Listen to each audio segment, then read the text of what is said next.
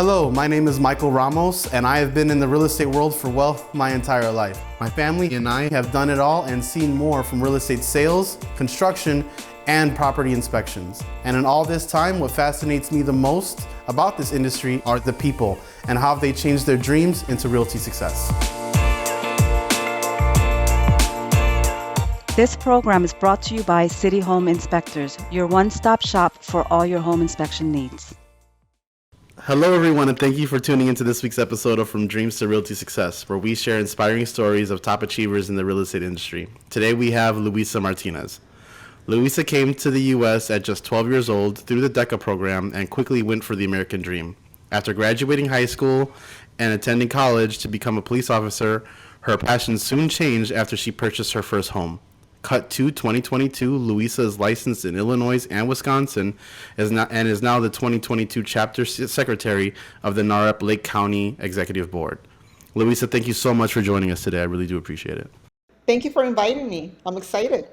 Yeah, this is fun. These are always good. So real quick, I wanted to talk about that DECA program because I don't know if a lot of people know too much about it. So do you kind of want to just explain what the DECA program is? Yeah, so DACA actually stands for Defer Action of Childhood Arrivals. So basically, all that it is it's an immigration policy which protects individuals who came to the U.S. under 16 years old.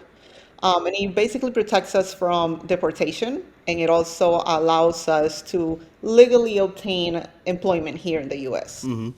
So it's before, you said before 16? Yeah, so you will have to enter the country before you hit 16 years old. How was that transition from coming from El Salvador? You came from El Salvador, correct? Yes. How was that coming into the U.S.? Did you study English in El Salvador at all, or you just came?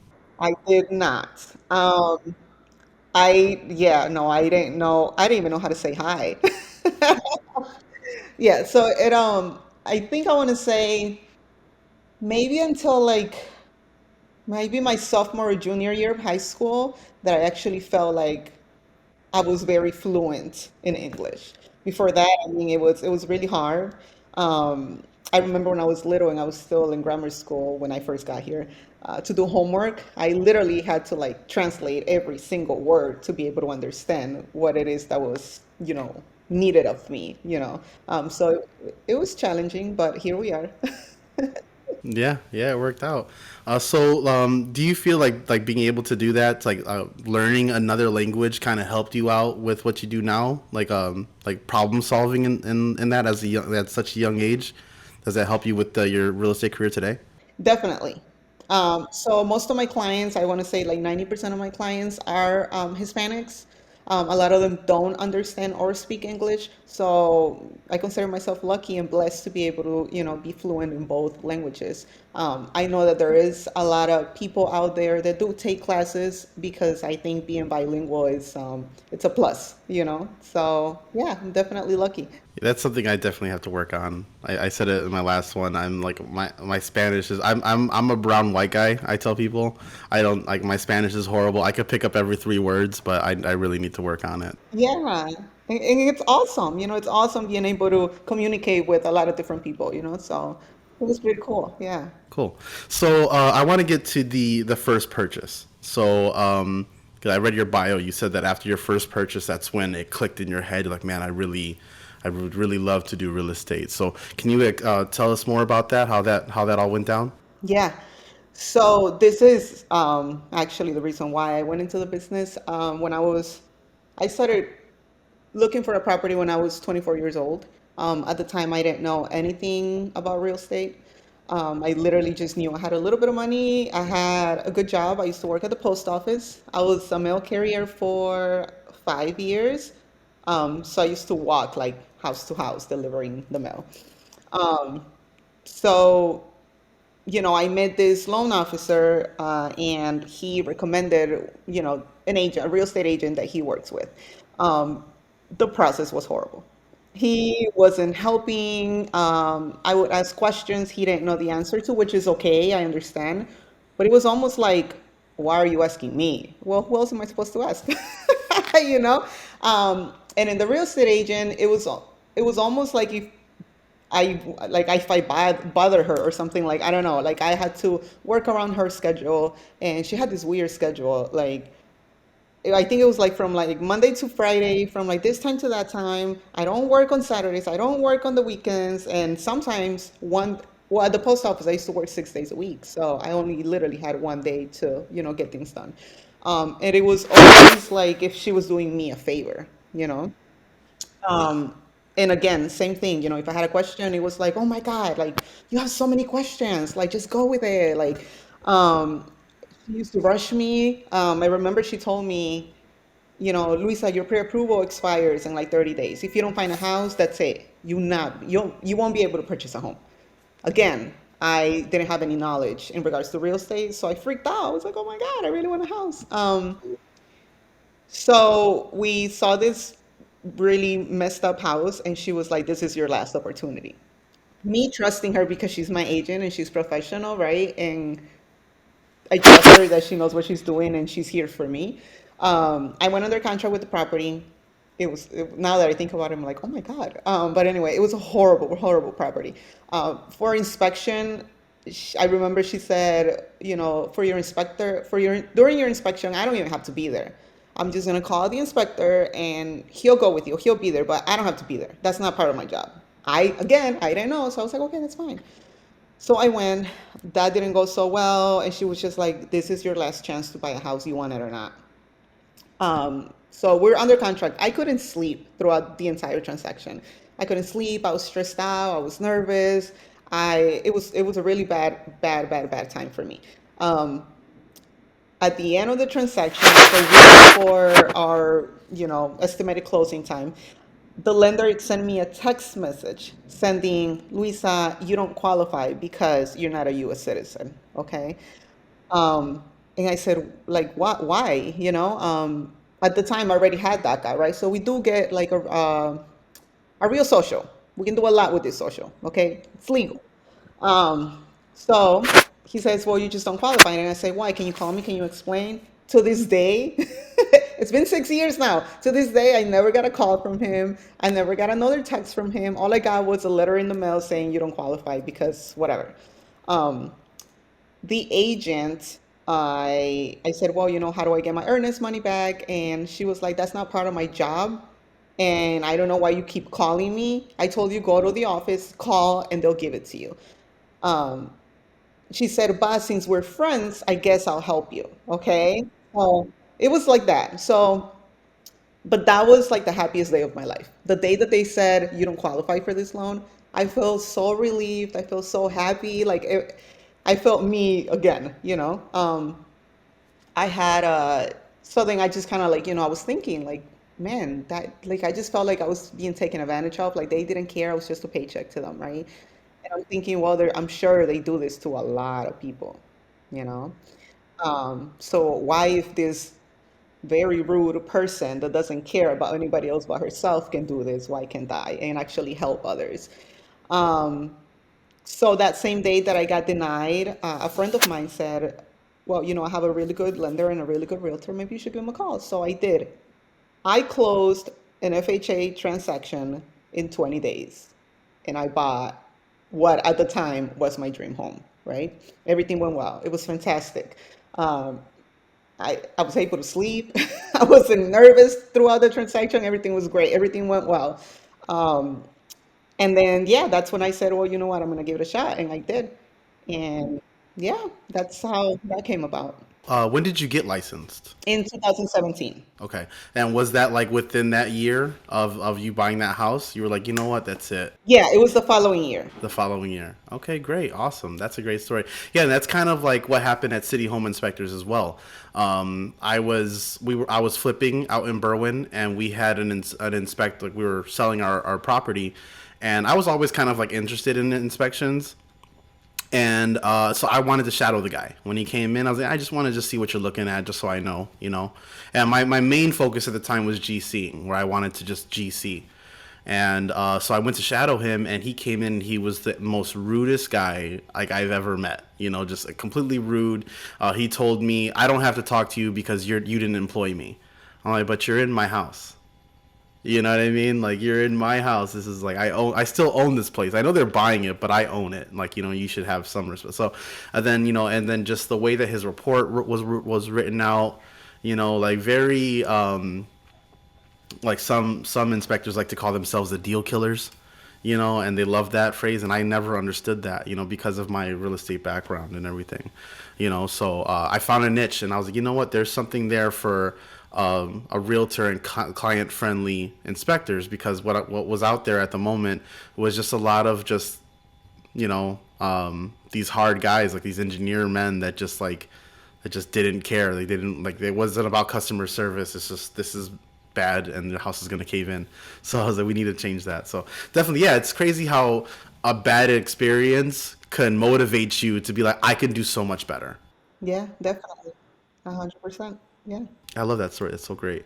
And then, so with NAREP, I mean, I've come to a couple of the NAREP events. You guys always have an awesome time. Yeah, thank you for coming. I have seen you at a couple of our events. We love the support, by the way. Thank you. For those of us that don't know about NAREP, do you kind of want to give us a little bit of a background on NAREP and what it's all about?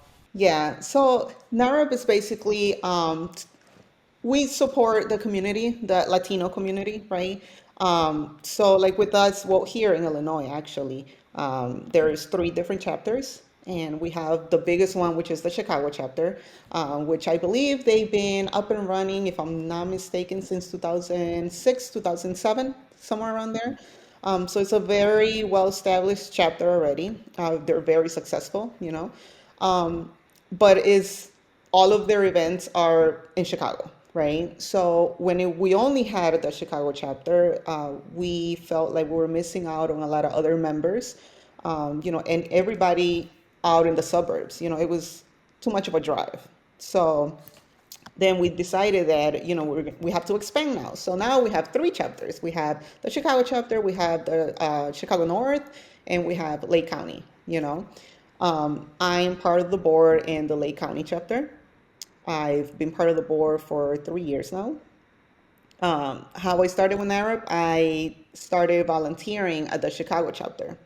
I used to just go to their events and help set up, or help with like membership, checking everybody in once they're coming in through the events and stuff like that. So that's how I started. NARAB actually, it's another reason why I stayed in the business. My first year was it was really hard. I think a lot of us, it's really hard for the first year. I feel like your first year in real estate makes you or breaks you. I feel like your first year in anything makes you or breaks you, and it's a whole new career, and especially being self-employed. It's the hardest thing ever. It really is. So it was really hard, and I felt like I was doing so much and I was working so much and I didn't see any results, right? So I remember I went to my first event with NAREP in Chicago, and they had it's like one of their biggest events of the year. I think it's coming up actually. I can't remember the name of it, but they have it every year. It's a really big event. And so what they do is they kind of divide the event. It's a whole day event, and they have like different sessions, like learning sessions, right? Per session, you have a different speaker and a different topic. Okay. So I remember I went to one of the sessions, and it was basically people giving out their testimonies, right? How they got into a business, kind of like what we're doing now. Again, I was new and I felt like this wasn't for me, and I was gonna quit. That's it. I was done. You get really overwhelmed and really stressed out, So, and I'm listening to all these people, and they're like, well, I started like this, and I didn't have anything going on, and I struggled, and and now, and I'm sitting there and I'm looking at them. They're up there talking to me, and I'm like, I want to be like them. And they started where I am right now. So if they can make it, I can make it too. So I, I stayed. I stayed, and I kept working towards what I wanted to be. And so I do thank Nara for that, because I feel like if I would have never gone to that event, I would have never been inspired to continue fighting for what I wanted within my career, and I wouldn't be here now. So I always do, tell everyone, just come to the events. You never know who else you're going to meet. You never know what story is going to inspire you to be better. So yeah, definitely. It's it's great. That's why I'm happy that you always come.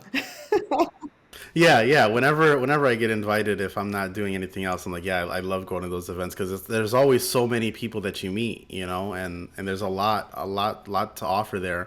And then even like, I'm a speaker, so I normally, I know the last one that I went to, I didn't speak there, but normally I go up and I speak and I kind of talk about, what we do, and it's always, like everyone's so attentive, they want to listen to you, they want to know what you're doing, and I've also like met a bunch of people that I ended up using afterwards, like, hey, I could use your help. And then the networking possibilities by themselves, because I'm a really big fan of teams and making a team. That's why I have all my inspectors, and I hired my brother and my mother and my sister. Is like, because it's a team dynamic. I know what I'm not good at, so let me give what I'm not good at to somebody else that is good at it. And we can all share and do our thing. So yeah, that's great. Yeah, NAREP is awesome. And then can you explain what NAREP stands for? NAREP actually stands for the National Association of Hispanic Real Estate Professionals. Yeah, so we have different events throughout the year. We have some national events, which there's one coming up in March. Yeah, it's next month, the 14th to the 16th. That one's a pretty big conference that we have. Well, it's held in Washington, D.C. Oh, I saw the flyer. Yeah. Yeah, that one's really cool. I've never gone. I've heard from other people that it's very informative, so I'm excited about it. You're going this year? Yes, yes, I saw that Obama might be speaking or something like that. yes. He will be one of the speakers at the conference. So it's really awesome. I'm really excited about it. I'm really excited to see who I'm going to meet and what I'm going to learn. So it's great. We also have another one in September. Every September, we have one that's called Narrow at Latitude. And that one's in San Diego, in California. Oh, yeah, okay. But these conferences are really cool because it's like nationwide, all the chapters from the entire country come, and it's really awesome to hear inspiring stories from all over the place, from different people, from different companies. It's awesome. So NAREP is nationwide. There's chapters all over the country. Yes, Oh wow, that's amazing. In every state, or is it? every state. Yes, That's awesome. So yeah, no matter where you are. it's a pretty big deal. It's pretty cool. Yeah, yeah. What are some of the things that you love the most about the real estate industry? So I hear a lot.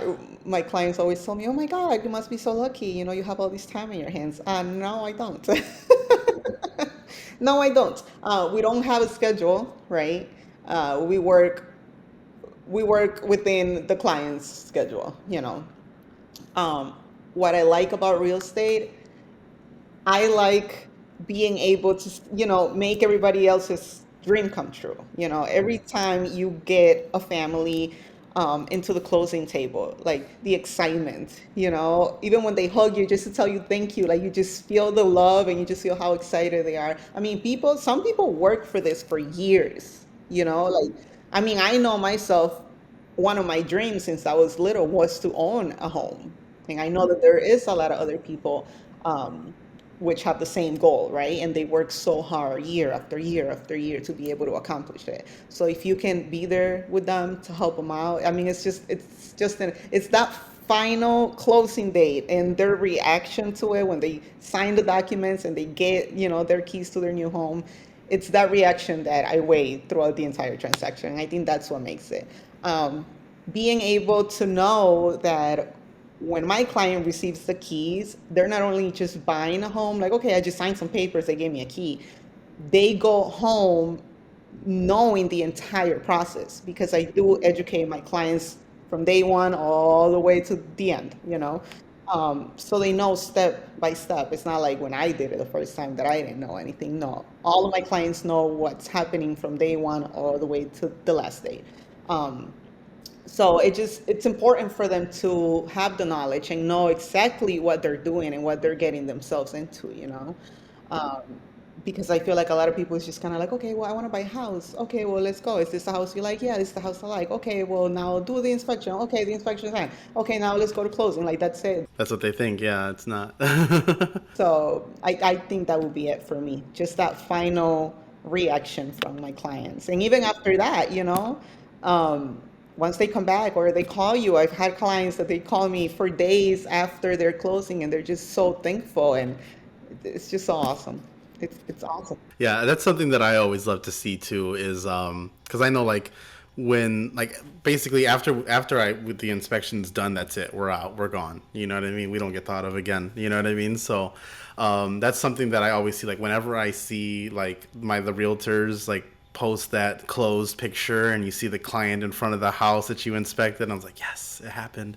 You know, I'm like, yeah, that's awesome. Like I love to see it. So yeah, that's one thing that's great about this industry, and I think the best part is the freedom, you know, the freedom that you do have. But I know that like I want kind of wanted to touch on what you said, how yeah, like people think, oh, you're so lucky, you can do this and that. It's like, you know, because social media does play a trick on everybody. Yeah, I'm not gonna post the late nights, you know, and the stress or the gas receipts. You know, I'm not gonna post that. I'm gonna post when things are going well, of course. So yeah, it might look like everything is good, but this is work. I'm not sipping pina coladas. You know, I'm not relaxed and I'm stressed out. And even when you are sipping pina coladas, you're still working. Right? Yeah, yeah. You think and then I have to because the thing is I have to post that pina colada for social media. It's still work. Yeah, Then I got to make it like an inspirational quote. that's awesome. So, what would you say to somebody that that's thinking about getting licensed and they're just unsure if 2022 is the year for them to do it? I don't think there's no such thing as the year for you to do it, you know? I mean, it's just really not. You know, if I think if this is something that you're interested in, just go for it. You know, I'm a strong believer, just take the risk because I just feel like, hey, you know what? If it doesn't work out for me, at least I tried it. But if you don't try it, you're always gonna wonder, oh my God, what if I would have done it? Maybe, you know, I would have been successful by now, or you know, who knows? Just do it. Just do it. It is really hard. So going back to like, oh yeah, all they see is the final picture. It's a lot of work. It is early mornings. It is all day long. It is late nights. You know, um, I have people that are like, oh well, you don't even work. Um, I've been out on the street since 7 in the morning, just like you. But the only difference is I didn't come home at 5 o'clock. You know, I came home at 9. I came home at 10, and I just came home. I didn't come home and I'm done. I came home and I got him on my laptop until 2 in the morning. You know, going over text messages or going over voicemails and emails that I missed throughout the day because I was so busy. You know, so yeah, and then like you said, you know, they don't. There's a lot of stress that people don't see. Obviously, you don't share that with everybody. There's a lot of headaches. You know, it's hard. It's hard job. It's a hard job. It's a hard career. But you just have to. I mean, there's no like magic trick to this. I mean, I don't know how it is for you, but for us real estate agents, I think it's just, you know, what's like what's your trick? Like how do you do it? How do you get here? Like how do you get clients? Like how do you do this? There is no magic trick. All you have to do is don't be shy, don't be scared of the phone. Pick up the phone calls when they come in and pick up the phone and make phone calls. Like there is no other magic trick but the phone. The phone. My advice would be to anybody is consistency. Stay consistent. You know, if you're consistent, if people see you, if you got to do one post a day, do that one post a day every single day. And then, you know, and then people will start to recognize it because like you said, your first year, I'm sure you were texting your uncles, you're texting your family, hey, I'm a realtor now, you know, whatever you need. And then your uncle still uses somebody else. Yeah, I'm glad you said that because that happens. I think it happens to everybody. It happens to all of us. You go into the business and you're like, oh, I know all these people and I have a huge family and a lot of friends, and oh, I'll be good. You get your license and everybody's like, oh, They're like, oh, because you know what? You're still green. You know, you're still green. You're still wet behind the ears. So they're like, you know, like, yeah, yeah. I want to use you, but I don't know how consistent you're going to be yet. So show that consistency. Show that you're always going to be on it. Because now I'm sure anybody, like people come to you now. Your circle comes to you directly because you've been at it for years. Yeah. I actually do have a 100% referral business. So, I don't pay for clients, I don't pay for leads or anything like that. Um, Everything I do is from my relationships, that just referrals. But that takes time. It's not like, when I first started, I didn't have, nobody wanted to work with me. I was new and people know that. And I feel like the trust is not there. So it comes eventually, but that's why you have to just stick to it. Just keep working. It'll come. Um, but if you stop for like a month or not even a month, like 2 weeks, then you have to start all over again. So you have to be consistent all the time, every single day. If you're not sending out emails, if you're not sending out text messages, if you're not making phone calls every day, then you're not working. Then you're not working. Yeah.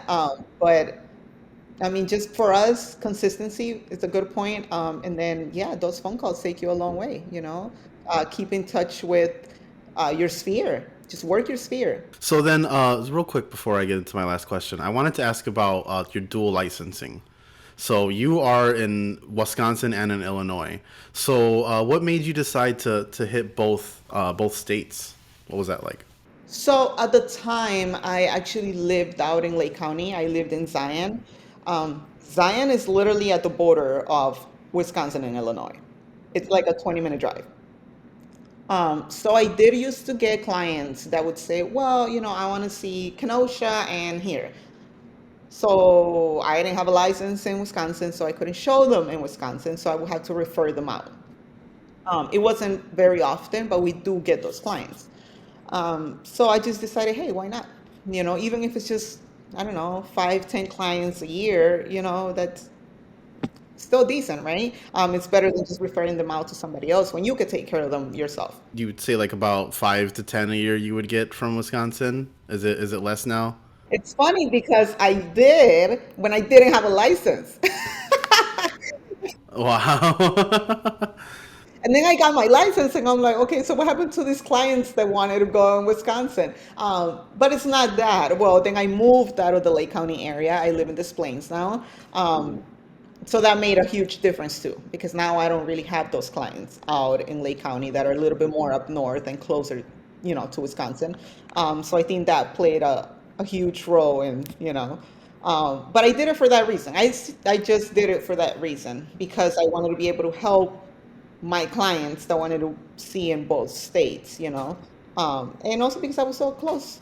So any plans on getting any other state licenses, Florida or anything like that? I did wanted to explore the Florida market and see how that goes. I think that would be pretty cool, very interesting. I know a couple of people that do it. Um, I'm not sure how they do it. Like, how do you just take care of two different states that are so far apart? I mean, Wisconsin was down the street. That's a different story. But yeah, I think it would be either Florida, maybe California, because I used to live in California. So I do have family and friends out in California. Um, yeah, so I used to live in the San Fernando Valley. Um, yeah, that's where I went to grammar school out in California. Oh, okay. And then because I know you through high school. Like we didn't go to the same school, but like hey, we had mutual friends back in the day and everything. So Yeah, so when I moved to Illinois, I was, yeah, it was a freshman. I came to freshman year. But I think it will be probably like Florida or California if I wanted to, but I don't know. I mean, I'm already busy here. I don't know how I'll be able to take care of, clients in another state. yeah, because we branched out to Florida too. I got my mom moved out there, and we have some people out there in Florida. So I got some inspectors in Florida, and I got inspectors here in Chicago. So That's awesome. Yeah, that's really cool. it's crazy though, because it's like I get the calls from over there, the 914 number, and I'm like, oh, okay. I'm like, yeah, we do Jacksonville. I'm like, sure. Yeah, I was there yesterday. Yeah, that's awesome. Besides real estate, what are some of the things that you're most passionate about? That's a very interesting question. And a lot of people always ask me that, and I'm like, I don't do anything else. I don't. I feel like I don't do anything else but just like go to work. I like traveling. I really do. I love the beach. I mean, I come from hot weather, right? I mean, Salvador, it's hot weather all year round. Um, so I Yeah, I mean, I just like traveling. Even if it's just like over the weekend, like I want to go somewhere warm. I want to be at the beach and just lay there. And I literally just fall asleep on the beach. That's what I do. That's like the perfect vacation to me. Go to the beach, lay down, go to sleep. That's it. And eat whatever you want. That's like my perfect vacation. I don't need anything else. That's all I need. Just let me take a nap under the sun. But yeah, no, I don't really do anything other than that, to be honest with you. Okay, so travel and beach naps. Very important. Yeah, that'll keep you young, for sure. Well, yeah, well that's pretty much all I had. This was a really fun one. Thank you so much for joining in with us today. I know you're so busy, so I'm very grateful for you to take the time. Um, can you just let everybody know if any of our viewers want to get a hold of you or want to talk to you about NAREP or purchasing? How would they get in contact with you? Yeah, of course. So I am all over social media, so you can add me on Facebook. My name is Luisa Martinez, or Instagram as well. Luisa Martinez, same thing. I am a real estate agent with Remax American Dream out in Lake County, and we also have a new office out in Elgin as well. I do live in Des Plaines, so I'm like in between all the markets. Mm-hmm. Yeah. Location, location, location. Yeah, definitely. And well, you can reach me on my cell phone number, which is 224-538-8457. And then my email is Luisa, so my first name, that Holmes 2017 at gmail.com. And I do work every day, so whatever you guys need, I'm here, eager to help you. Even if you're just curious and you just have some questions in regards to, starting a career in real estate, I'll be happy to help you and guide you in the right direction. I didn't have that when I started. There's a lot of things that, you need to know well, right after you get your license, that nobody tells you. So yeah, if you have any questions, just reach out. I'm here to help. I'll be happy to help you guys. And thank you again for having me. No problem, Luisa. Again, ladies and gentlemen, Luisa Martinez. Thank you so much for joining us. And yeah, until next time.